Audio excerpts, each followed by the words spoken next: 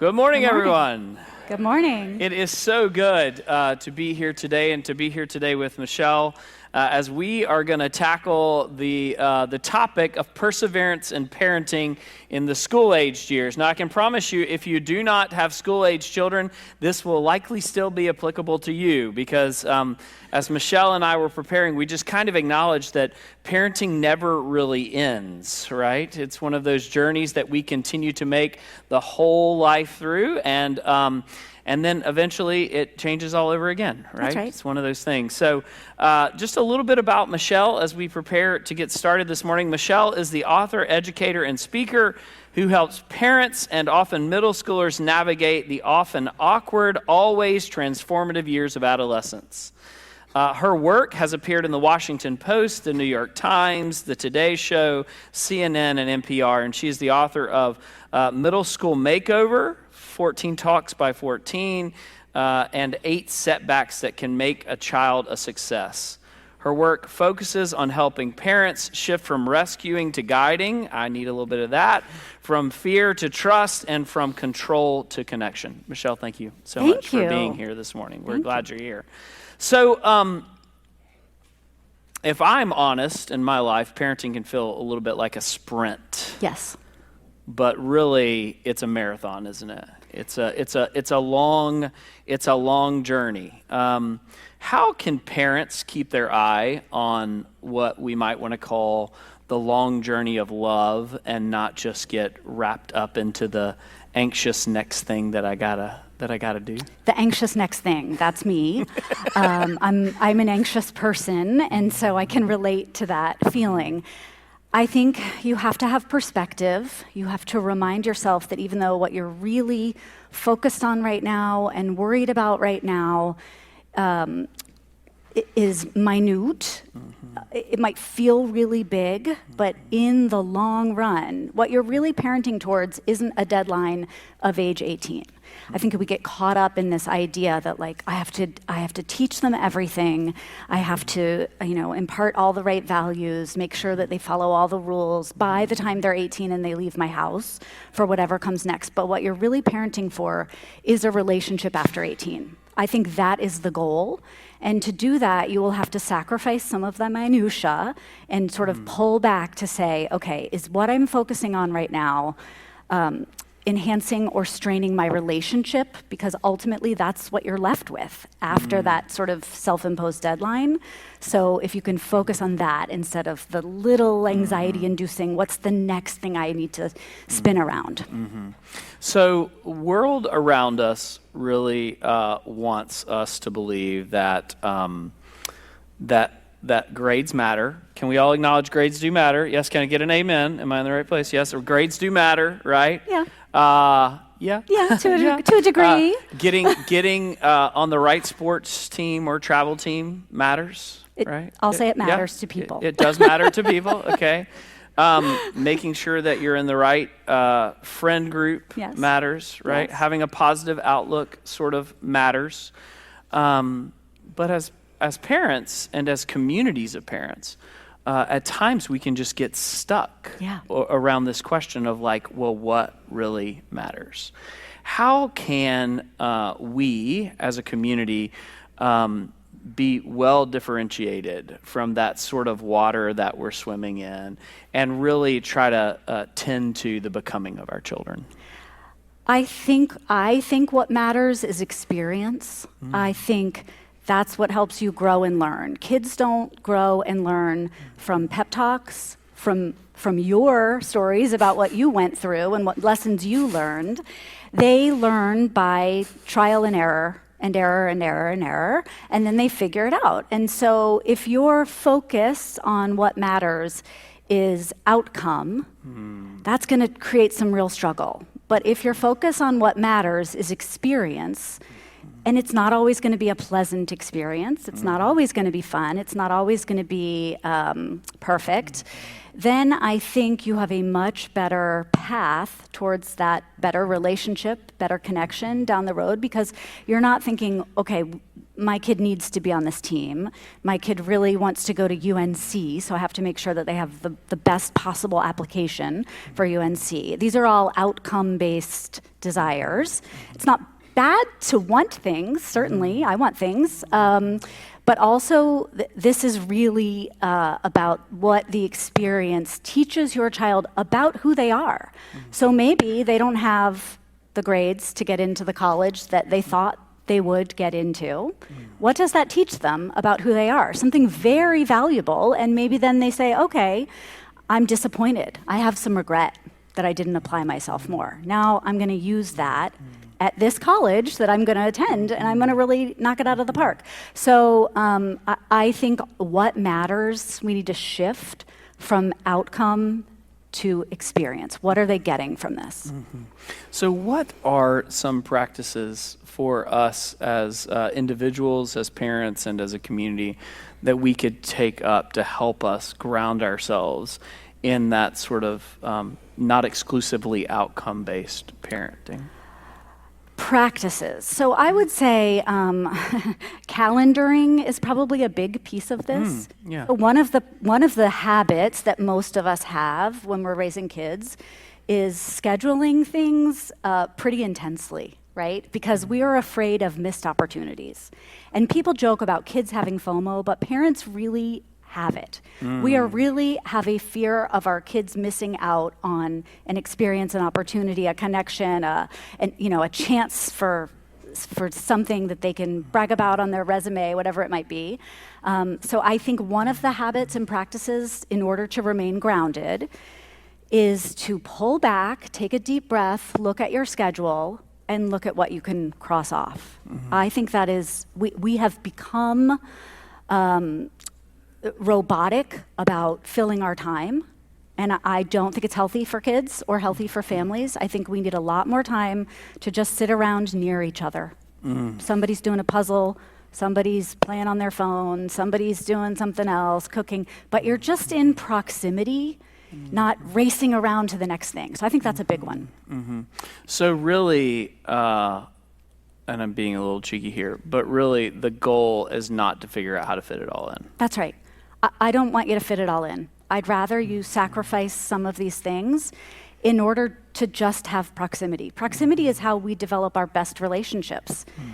And we need that with our kids. And a lot of times we don't have that with our kids because we're so busy meeting all of their needs. And we're sacrificing our own needs for it. You know, you're skipping your book club or your mahjong or your whatever because you think, I gotta get my kid into that pitching lesson, and I gotta get my daughter into that dance class, and it's a lot of busyness at the expense of relationship. All right, so anybody else feel, are we in the right room right now? Does this feels like we're in the right room, I think. It sounds like, I mean, this is maybe a stretch, it sounds like you're almost saying like, we care too much. Okay. Yes, and you're always going to care. You're always going to care. You're here because you care with an enduring intensity about your children that I love, that is necessary, and that you couldn't change if you wanted to, right? You should care so deeply about your children. I think the question is, what do you care about? Where are you putting that energy? And for me, I think your child's best chance at success is when that energy goes into relationship building with them and not with achievement-oriented outcomes. There's a study that, I think this study's 5 years old by now, but there's a woman named Ellen Galinsky, who's an author and a parenting person as well. And she polled kids who were like 8 to 18, what do you wish for your parents? And she asked the parents, what do you think is going to be the most popular answer? And the parents said, I think they're going to say, I wish my parents spent more time with me. And 2% answered that. The vast majority of kids said, I wish my parents were less stressed. And I really think that tells us everything we need to know about our relationships with our kids. We are bending over backwards to give them these experiences that we think are so valuable, and what they want is proximity. They just want you nearby. Now, we can get proximate with our kids. We can be less busy, but our theme is about perseverance in parenting, right? Yes. And that doesn't mean that there aren't going to be hard things that show up in our lives, or hard things that show up in their lives, or just things that are totally out of our control. So you use a lot of metaphors for growth and resilience, and you talk about helping our kids develop a sense of groundedness in the midst of struggle. Okay, so I wonder if you can say a little bit in this sort of vein of perseverance and parenting and proximity about how we can respond to our kids when we face tough times, and what it looks like to have a posture of, again, the long game or of the long-term relationship, so that we can, we know going through hard things makes us better, but we don't ever like the experience of going through hard things, right? What are some ways that we can respond to our kids with grace and to help them make that journey? I love this question, and I'm thinking about this in two ways. One is, of course, again, a metaphor. You're right, I love a metaphor. And so I was listening to an interview, it's probably been 10 years now, but it stuck with me, with the owner of the Knights, our baseball team. And he said, I want you to come to the games, and I want you to buy a beer and sit down and have a great conversation. And if you leave and you don't know who won, great. Like, that is not what this team is about. We are helping players become better players, right? We're feeding into the big leagues. And so that means sometimes we put players out there even though they're not quite ready. They've got to develop a skill, and there might be somebody better who we could put out there, and we might win the game if we put somebody else in. But what's important to us is building strength in these players so that they can go where they need to go next. And I think that pertains to parenting, and I think about it a lot. You're gonna put your kid in a position, and you need to be okay with your kid being in a position where they mess up and where they're not quite ready and where they don't have the strengths yet, but they have to have the opportunity to build those strengths. So they need time out on the field, and they need to be allowed to miss some balls and to not perform very well. And for us to say, okay, you know what was important? You were out there and you were learning. That's amazing. So I think instead of, again, perseverance really comes back to not tying it to the outcome and saying, all right, this is about how did we get through today? What did you learn from this, and how are you going to grow from this? When you're talking with your kids, depending on your kid's age, you're not going to use these words, right? It's going to feel very teachy if you do. So I think instead our posture, that word that you used, our posture needs to be calm and thoughtful and often slightly disinterested. And that's hard, but the more interested you are in something, the more your kid, especially in the tween and teen years, is going to dig their heels in. And that's appropriate. They should. They're trying to figure out who they are apart from their parents. And so when you say, this is so important, they're like, I think I'm supposed to be thinking for myself right now. So they flip to the opposite, just instinctively, reflexively. I think a little bit of disinterest goes a long way in building connection and relationship. I'm looking around, and there are some teens and tweens in the room right now, and so don't take our tactics, right? I mean, this is the deal. But the reality is, this is the conversation we have to keep. We're all learning, you know. We're all learning, and people can say what they want about the old conversations about nature and nurture, right? The other side of the same coin of allowing our kids the grace and the space to get out there and to just try things is, how many people in the room, one of your children just right out of the get-go was a perfectionist, and it didn't matter what you did? Anybody? Okay, I'm seeing quite a few hands there, right? It's like, and so that sort of, there's that moment, there's the double side of that, right? Which is like, you want to give the experience, you want to let them out there, and it doesn't matter what you do or say, the inner voice of leveling up, right? Or of getting it right the first time is just always the voice that shows up first, right? How can we, because I won't say I.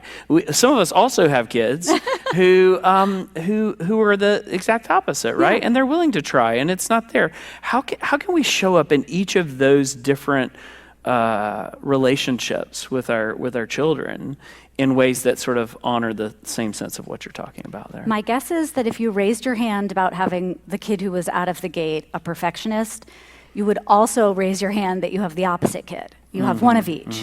And a lot of times, I think the second child will be like, I see you've taken that territory. I will be right over here claiming this territory. And so that is a very common pattern that they assert themselves, okay, well, I will be the fun one, right? Over here. So you really have to show up very differently for each kid. I think it's important to show up for each kid, no matter who they are, again, with a little bit of like, there's no judgment based on who they are in the world. And some kids are programmed that way, where it's like, I must do better, I have to achieve. And I do think that stems from, anxiety and a real drive, an inner drive, and those things can be so helpful. And of course, whatever is helpful can also be harmful. This is how tools work, right? Yes. If it's going to be helpful, it's going to be harmful. Every hammer, every stove, every car, like everything, including anxiety, can be that way. So I think you show up for those different kids as a matter of fact, not with any judgment, but just sort of as like, okay, I see, here's what I'm noticing. I'm noticing that this matters a lot to you. It sounds like this is very important to you. How can I be helpful here? How can I remind you that sometimes it's good to take a break? And so asking your kid what you can do for them instead of being too authoritarian and just saying like, enough. You have to quit, you have to stop. But how can I be of service here is a really great way. And then that other phrase, I'm noticing, is really good, because if you say it as a fact, you always get so worked up. Your kid can say, I do not. And then you have an argument. But your kid can't refute, I'm noticing. I'm noticing before these events that you ask a lot of questions. Is that because you're nervous or you're excited? Right? So you can notice things without starting an argument more easily than if you just state a fact.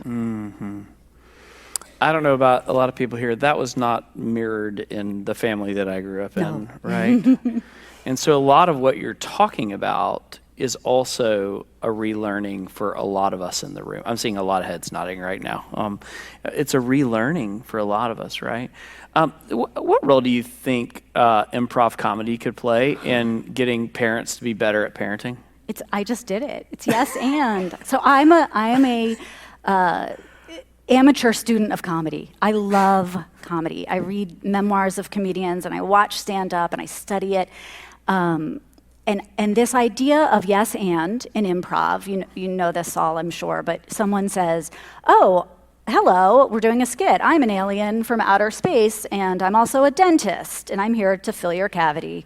And if the person on stage with them says, no, you're not, I don't have any problems with my teeth, then that skit dies, right? So part of perseverance is being a yes and parent. So when your kid comes to you and they say, I'm really nervous about this test, if you say, no, you're not. You do fine on these tests, right? Or no, why would you be nervous? You've studied hard, and that's enough. I'm proud of you. You think what you're saying is really helpful, but what you're saying is, I'm not hearing how you feel. And how you feel is nervous. So you have to say, yes, you're nervous. And that tells me that this matters to you. How can I help? Yes, and. Yes, and. All right, give another example of a yes and interaction. Let's try this one on. Several people texted me some questions. Okay. You ready? Okay. I'm ready. Give me a yes and conversation with a tween about getting a cell phone. Oh, yeah. Okay. Or about screen time in general. So let's go cell phone first. Okay, so let's say I think the giggle tells me that was a good question. there's an 12-year-old 7th grader, and you've said, we're waiting, maybe you're doing the wait till 8th, maybe you're wait till 9th, whatever it is. I'm assuming this is the premise for the question. And the 7th grader says, everyone has one, I'm the only one who doesn't, and I'm being left out of conversations. So I need you to get me a cell phone. So there are a couple yes ands here. I think I would start with yes, I know you feel that way. Yes, it's hard to feel left out. And let's say it's your family's rule that you're not getting a cell phone until 8th grade. And our rule is that we're going to wait until 8th grade. And I'm not condoning or not condoning that. I'm just saying I'm pretending that's your rule. Yes, and we're going to wait till 8th grade. So I know it's hard. How can I help you find ways to stay connected with people? Would it be helpful if we had people over to the house more often? Would it be helpful if I had better snacks? So when people came over, you had Doritos and Coke instead of my healthy, low-carb bars, right? I do think you have to make some concessions. This is the age of negotiation, and that is a good thing. And improv is about negotiating. Like, I have to say, part of what you're bringing to this skit is valid. If I just know my way through it, we're going nowhere. So I have to offer something and accept something that you're giving me too. I can accept that it is hard for you not to have a cell phone, and I can empathize with that, and I must give you something to make it a little bit easier if it's truly hard, and I do think it's truly hard. We might say, it's not a big deal. It's not, but it is a big deal to them. And you can still say it is a big deal to them and you still can't have it. And I would like to make it easier in some way that doesn't break this value, this rule, this boundary that we have. So what can I do?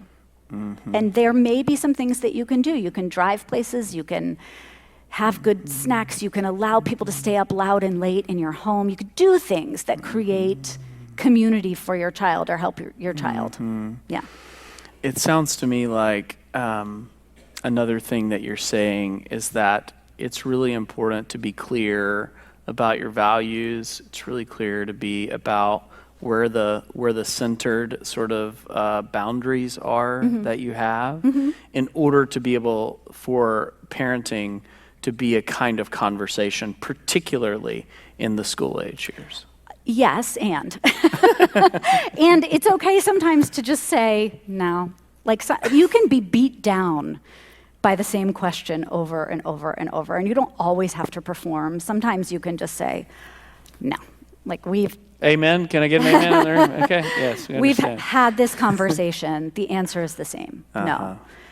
So, but initially, I think it's very helpful to be clear on why you're saying no. I think your child deserves to understand at least a time or two why you're saying no. And I think it's really helpful to know how to get to yes. So maybe it's simply a date on your calendar. We got to get to this point.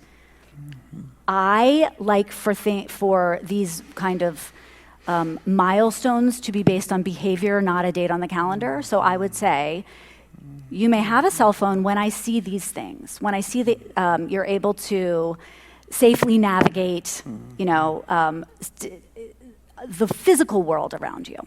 When I see that you understand etiquette and you're able to, handle that. When I see that you're able to say no when a friend invites you to do something you don't want to do. If I see that you can say no to that, that's a good indication that you are able to stick up for yourself. So you can have and I have this checklist in the book, 14 Talks, about becoming independent and what a kid needs to do, but understanding what are the behaviors I need to see before we move on to this next big milestone, that's helpful, instead of saying June 12th, 2026. That's arbitrary. Right. Let's not pick a date. Let's pick a way of being together. Yes. Let's pick a way of being together. So parenting, as we all know, regardless of the age or stage or duration that it's in, it's unending, and the community that we surround ourselves with is really important. Otherwise, it can just be it can just be a long journey if you think you're the only one there. What are some kinds of conversations or ways that parents? I know you've done this in your work, and you gather with parents as well. That that families or faith communities can gather together and support one another in the kind of journey that we're talking about. The biggest thing that we can do as communities is speak very openly and very honestly about a commitment not to judge other people's kids. It happens no matter where you are. I hear parents say it all the time. My kid wants to hang out with this other kid, and I don't know if it's a good fit. I don't know if they're a good friend, And you can have these concerns, but if they turn into rumblings in the community about who's a good kid and who's a bad kid, and who's a risky kid and who's not who's a safe kid to be around, that becomes dangerous for everyone. You don't want your kids to have to go behind your back to hang out with someone. You don't want any parent to feel like they can't talk to other parents about what they're experiencing, that they're so isolated. And I've had so many parents say to me, as soon as I broke the ice and I said, I think my daughter is having some eating difficulties, or I think my son is, he's using Zins, and I think it's going to turn into something bigger, and it's moving too fast. Or I am worried about my son's search history online. As soon as, you don't have to go broadcasting this stuff, but as soon as you confide in one or two other parents, you will be amazed at the trust that you build and the way people come together and say, yeah, maybe not me, but I know someone you should talk to. And so breaking down those barriers and saying, we're not going to judge a kid for having an experience. This is how you persevere. If you get stuck in the muck and the shame and the guilt as a parent or a child in an inevitable mistake, that's what you have to do to grow up. You have to make a bunch of mistakes and then say, oh, I didn't like the way that felt. I'm going to pick a different path next time. But if we don't talk about that in some way as a community, without really exposing our children and putting all of their stuff out there, but really just saying, I'm struggling and I need a little support. If we don't do that, we get stuck in those cycles of shame. So, to have some kind of a pact with each other, I'm not going to judge you. If you tell me something that you're going through with your child, I promise you my response will be, it could be anyone. It could be me. What can I do for you? You write about failure being a necessary teacher. Right. Say more about that. So we tend to think of failure in a very kind of meme-y way, like Michael Jordan got cut from his basketball team, right? And so we think about it in a cliched kind of, what's the best story we have about somebody who overcame a failure? In reality, a rite of passage, which is how we usher kids across the threshold from childhood to adulthood, a rite of passage contains 3 steps, one of which is your kid separates, they individuate, they go off on their own, they make a decision because they're off on their own, and it's a bad one. And then they learn from that decision. They grow from that decision. They become a better person, and they reintegrate into the community. So we know that this is what growing up looks like. Pulling apart, something bad happens, you learn from that, and then you reintegrate. It's better for the community, because now you're someone who's learned, oh, it did not feel good to make fun of someone in public. It did not feel good to not get into the college I assumed I would go to because my older sibling goes there. It didn't feel good to drink at a party and have everyone mad at me the next day because I got us in trouble. When you do that, when you have that experience as a young person, if the adult reaction to that mess up is, I need to teach this kid a lesson, if that's your reaction to that, your kid will not learn a lesson because they will be thinking about how to respond to you defensively. If you can pause and let them sit in that feeling of despair, I really screwed up here, and just let them soak that discomfort in, they will come to the conclusion that they don't like how that feels. But if you're putting on a big production They're distracted from that feeling, and they're thinking of how to respond to you and get you off their back. So you let them feel that failure, and then you say that was really hard. I saw you struggling through there. I'm here for you. Let's talk about what you can do to repair this. And you move on from there. So give me an example of a corollary to that with slightly younger kids. Okay. So let's say you have, what's slightly younger? What's an age range? 5th grade, 4th grade, 3rd grade? Let's go 3rd grade. Okay. So let's say you have a 3rd grader and I'm trying to think of what's a failure for a 3rd grader. Let's say you're... Should we poll the audience? We can Who wants to share with your community? Some people are like jumping out of their chairs right now. I have one. I got one. I mean, I think most failures at a 3rd grade level are impulsivity related, probably. So let's say you have a kid who's at school and, oh my gosh, I'm making this up, but let's say that they're doing an art project and it comes to your attention that your 3rd grader vandalized another kid's art project. So they saw that somebody else's lighthouse was really spectacular and had a working light switch, and they tugged on that and pulled the light out of the light switch. Maybe at first out of curiosity, maybe eventually out of like, I'm sort of mad that this kid thought of this and I didn't think of this, right? So that would be deeply upsetting to you as a parent if the teacher said, I have to tell you, your kid ruined this other kid's lighthouse project.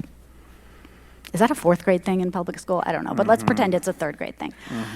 Okay, what do you do, right? So I think of these things as a 3-step response, and I want you to picture a tennis match. So the first part is contain. You see the issue. You have to contain it. You can't just let it go. Oftentimes containing the issue is marking it, just saying with words, hey, we need to talk.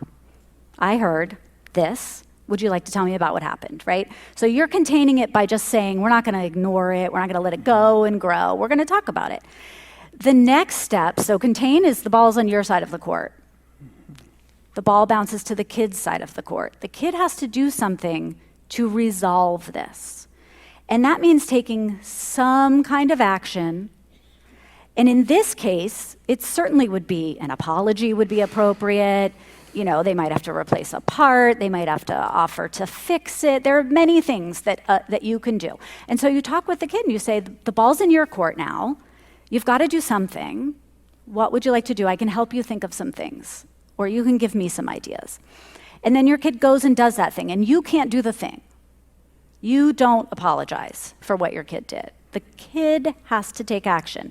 If they don't, this is again where your child starts to internalize, I'm the type of kid who isn't really good at school, gets a big laugh when I do something destructive, you know, whatever it might be, and they get stuck in that. So you don't want that to happen. So you say, take action. Action is the only thing that can break this cycle. So they do that, and the ball bounces back to your side of the court, and the last thing you do, so you contained it, they resolved it, your job is to evolve. And that means you don't keep talking about it. You don't press the bruise. You don't make sure they learned their lesson. You say, that was tough. You did something that was hard to manage. You did something to make it better. I'm proud of you for that. And I'm not going to bring it up again, but if you want to talk about it, I'm here anytime. And you move right along.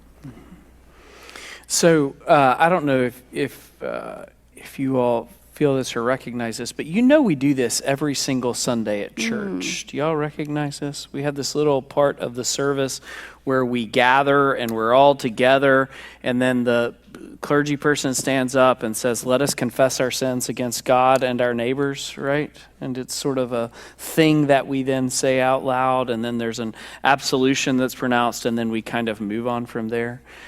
We try to embody in the midst of our liturgical practice on a weekly basis, except for on special days and during Easter, what it looks like for us to live a life of failing, of being reconciled for things that we've done or left undone, and then setting ourselves on the right path in order to be able to come to the altar to receive communion, in order to go back out into the world and to operate in a different way. Right? That is such a wonderful parallel. And imagine if you if you kept poking at that bruise.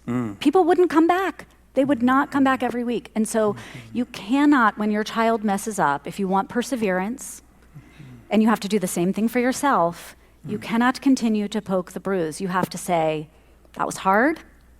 You did something really hard too by making it better. And on we move. That's really great. So we didn't, we started here, we went younger. I'm going to try something. Let's see if this works. Let's do it. We have a lot of grandparents Oh, in the room right now. Give me a corollary to a grandparent watching a child parent. Okay? Yes. And because that's a whole new dynamic, right? And child wanting to make the decisions as parents and grandparents interacting in that sort of cycle there. Give me an example.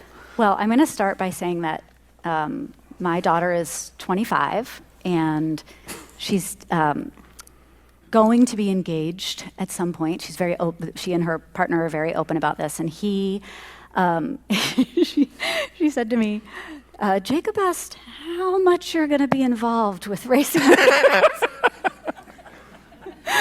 it's like, oh, I'm going to be marrying a woman whose mother is a parenting person. Like, So I am coming at this from a very personal level. Sit back and detach. I recognize everything has changed since I was parenting a 2 and a 4 and a 5, right? Even a teenager. So if you are a grandparent, I think your job is to be the ally to the grandchild in service to whatever the parent is trying to achieve. And to illustrate that, there's this viral prank that's going around on TikTok or on Reels, if you've seen it. And it's where the parent has the kid call the grandparent and say, hey, can I talk to you? I need you to sign my math test. I got a 40 and I can't show my parents. They're gonna get really upset. So can you sign it for me? And most of the time, the grandparents knock it out of the park, and it's the sweetest thing ever to see the kid on the phone with the grandparent, and the grandparent will say, well, they're on speakerphone, but the grandparent will say like, well, I think we need to tell your parents, but you know what? I'm gonna come over and I'll be there when you tell them. And it's the sweetest response. So you are an ally to the grandchild in service to what the parent needs, your own child needs to be a better parent. And they don't need you to be a secret keeper, and they don't need you to do things behind their back, but to be one more person who really loves that kid well and openly and honestly and says, I'll come over and I'll stand there next to you. You have something hard to tell your parents, but we got to tell your parents. I'm not going to keep this a secret. So I think that's a good metaphor for what grandparents need to be. I love it. I love it. So if perseverance is about showing up again and again and again, creating the right relational container, right, to contain and resolve and evolve, what does that look like for parents who are just exhausted? What that looks like is doing less. I know you're exhausted. And you could be doing nothing and still be exhausted. It's exhausting to raise a human being. And probably you're not doing nothing. Probably you're trying to exercise and you have a job and you're volunteering and you're, maintaining the happiness of the people around you. But I think it depends on why you're exhausted. For me, a thing that exhausts me is I take on everyone's emotions in my family. I am a sponge. And I spend a lot of time trying to be sure that this kid isn't mad at their dad and that my husband, their dad is my husband, that my son isn't mad at my husband over some, an argument they had this morning. I'm like constantly taking the temperature. And is my daughter irritated that my son didn't text her back? And you have to give that up. That's exhausting. So you have to just believe people when they tell you how they feel in your family. I think that's a good way. I think the calendaring, I think looking at your calendar and saying, what can we slice off of this? And that's going to be really hard to do because someone in your family will care. Your husband will say, oh, it's so important for him to be on a team. It's so important that he learns how to be a good sport and how to play well with others. But maybe your kid doesn't want to be on the team, right? So you have to evaluate how you're going to manage your time, how you're going to manage your emotions. And the most important advice I give to every parent whose kid is going into middle school, so a little bit older, start earlier if you can, is you have to get a hobby. Your child cannot be your hobby. Parenting cannot be your hobby. You have to show your child that you have interests and activities outside of them. Because if they feel that they are your primary interest, they will believe that how they perform socially and academically are important to your happiness. And that is dangerous territory. So you want them to see you being happy and fulfilled and recharged outside of your role as a parent. We're back to that how we care. Yeah, how we care. Aren't we? Right. Yeah. I am auditioning a version of that as the title for my next book. It's Careless Parenting. And I really think there's so much noise out there. There's so many people saying, you ought to care about this, you ought to care about that. And we get it through podcasts and social media and our neighbors and the PTA and friends and news articles. It's too much noise. And I think we need to care a little less about a lot. It strikes me that in a place like Christchurch where our lives can kind of intersect with one another at various, on Sundays or in the community around that, really being able to have that support network with others who we, as you mentioned earlier, can just call and say, I need somebody to chat with. It's just part of the secret sauce of making it through the parenting years. It also strikes me that there's a general exhaustion in the world right now as a result of all that is going on that we know about all the time. The 24-hour news cycle was a wonderful invention 30 years ago. And I think we're 30 years into the experiment of always being online and of knowing everything that's happening in the world, whether you can do anything about it or not. I wonder if you would speak a little bit about how it is that we as parents and families, being aware that all that is going on all the time, can continue to provide the right amount of support for our kids when they hear things said or when they learn about things that are happening, or if we have teens that have phones with TikTok and all the other things on them, and they're receiving the images and the messaging in whatever forms they're doing. How can we as parents and families really ground ourselves in the midst of the noise that is all around us? Well, we can't anticipate what our kids will come across in the world, in person or online. And I don't want anyone, this is the premise really of the Careless Parenting. When my kids were playing softball and baseball when they were young, my daughter was on this great softball team, and the coach would yell to the girls who were not paying attention in the outfield, which was every girl every time. When somebody would walk up to bat, look alive, ladies, something's about to happen. Every single time. Something's about to happen. And I think about that, and my husband yelling to my son, bend your knees, like, get baseball ready, something's about to happen, right? You have to be poised for action. I don't want you careening around the field, anticipating what your child might see or come across in the world out there.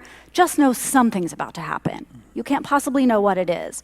So if you are the type of parent who's frantically trying to anticipate, and you're like, oh, it might get hit to third, and so you race to third instead of covering your own area, that is exhausting, and it's not useful to you or your child to parent with that strategy of anticipating everything. So instead, I think the way that you stay grounded through the possibility, keep the word poised in mind. Poised means you are ready, you are alert, and you are balanced. So you're like bent knees, baseball ready, something might happen, I'm keeping my eyes open, but I'm not freaking out. Then, if you discover, oh, something has happened, my child has seen something, my child has come across something that is upsetting or violent or disconcerting or whatever it might be, then you have a conversation about how that feels.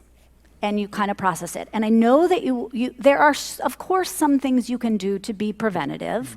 There's a little bit you can do to be preventative, but truly, kids are going to share things with each other. So even if you're a family who says, my kid doesn't have access to TikTok at home, they could certainly have somebody whip their phone around and show them something, right? So what you want to do is talk about how these things make you feel. And with technology in particular, even if your child just looks at technology from time to time, and I'm not opposed to this at all, I think you want to start cluing your kid into what are their internal clues that this doesn't feel good anymore. So talk with your kids about, this is so basic, but like, is there a time when you're scrolling through your phone or when you're texting with people when you can start to feel like your eyes get a little dry? Is there a time when you're scrolling through your phone and you are getting bored, but you think like the next thing might be funny? Is there a time when you're scrolling through your phone and you realize you haven't had water in a couple hours? If you really think about these things, and these are all me, I'm like adding myself about these because I get lost in looking for the next dopamine hit. But we have to start cluing kids into their own internal barometers for how these external forces make them feel. Do you see anything when you're scrolling that sometimes kind of gives you a little bit of a stomach ache, makes you feel a little ugh? And you don't have to tell me what it is. I don't need to know that. I just need to know, is your internal mechanism working for you? And are you listening to it? Or do you get that feeling, the dry eyes, the yuck, the boredom, the whatever, and you keep going? I want you to tune into when you feel those things and know this is an indication that I need a little break. I'm not going to take the phone away. I'm not going to monitor 15 minutes and the timer goes off. I want you to start to develop your internal skills for when this makes you feel bad and to know this means I have to take a little break. I have to put it away. Strikes me that would also be a good conversation for couples to have. Yes. Yes. Yeah. We spend a lot of time in the world, both because personal lives, some people still have two phones, personal lives and business lives are together. I was with a guy the other day and he said he needed to check his phone for something and we were doing something recreational and he reached and grabbed his phone and looked at it and he's like, I should never look at my phone when I'm doing something recreational because all the stuff that I did not need to think about came rushing right back into me at the same time. This notion of feeling poised reminds me of really what I think we're about here at Christ Church. You may hear these three words all the time. You may hear us talk about faith and connection and well-being. These are three mantras, three words that we're constantly using. And it's not just by happenstance, right? It's because we believe and we know that if people can have an experience of God and an experience of faith with one another in community, that we really can be grounded in the reality of God and of God's love in a world that doesn't always speak very loudly of what's going on. We talk about community because we recognize that life cannot be done in isolation from others. And that there really is a reality to having people that you see on a regular basis be able to be there for you, so that when things get askewed, you can ground yourself. And then that word well-being for us is not just about how mentally am I feeling, but really about how am I attending to, I love this idea of a hobby, right? Yeah. A hobby outside of your children. How is it that I am allowing myself to scan and to pay attention to what my mind and my heart and my body and my soul are feeling in the world in which I live, so that when the swirl happens, so that, because it's going to happen, so that when I mess up, so that when someone else needs me to attend to something, that they didn't know what's coming, and I didn't know what's coming, but they need me in my most grounded state, that I'm able to be there. Your word poise reminds me of the way in which that's just a core part of why we're here. And I say that out loud, hoping that we as a community can continue to find that sense of groundedness in the space that we're in. I wonder, as we're getting ready to wrap up here, if you could give a perseverance mantra. Yes. A perseverance mantra for those who have kids that are toddlers. What would a perseverance mantra be? Perseverance needs sleep. And it sounds funny, but like, you need to sleep as a parent. You cannot sacrifice your sleep for your child. Okay. So sleep. Sleep. Yeah. I think that for toddlers, that's key. Okay.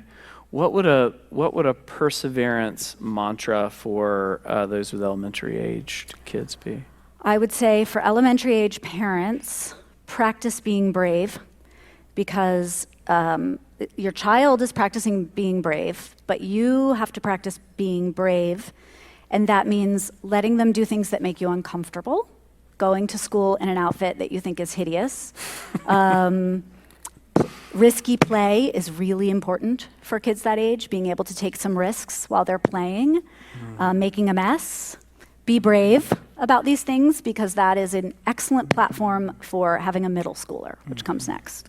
All right. Yeah. And what's a perseverance? Oh, that's get a hobby. Get a hobby is middle school. Get a hobby? That is Okay. seriously the point. When your child begins to pull away from you very purposefully, if they don't know it or recognize it, they are doing it intentionally, even if they don't know it. And so they need to see that you have interests outside of them. All right, high schoolers. Connection, not outcome. Prioritize connection over outcome. That is hard in high school, because all you think about are outcomes. You're thinking about college, you're thinking about grades, you're thinking about friendships, you're thinking about first love, you're thinking about all of these things that are really big and could have lasting effects. The only way you get through those things well, and you ensure that the lasting effects aren't damaging, is by having a connection. College. Stay available, not in charge. Yeah, let them do things on their own, but you're available. You're a consultant. All right, and then what about parents of parents? Parents of parents. I don't have one on the tip of my tongue for this, so I will say that it is be an ally. Again, it's not being in control, it's not being in charge, but you are a strong ally. Awesome. Michelle, I want to thank you for being here with us today and for being a conversation partner with us. We are hopeful and looking forward to you being able to continue to be a conversation partner with us at Christ Church through the Center for Wellbeing and Care, as we continue to look at how we can make this journey in parenting and faith together. And so thank you so much for your time. Thank you. Thanks to everyone. Yeah. Thank you all.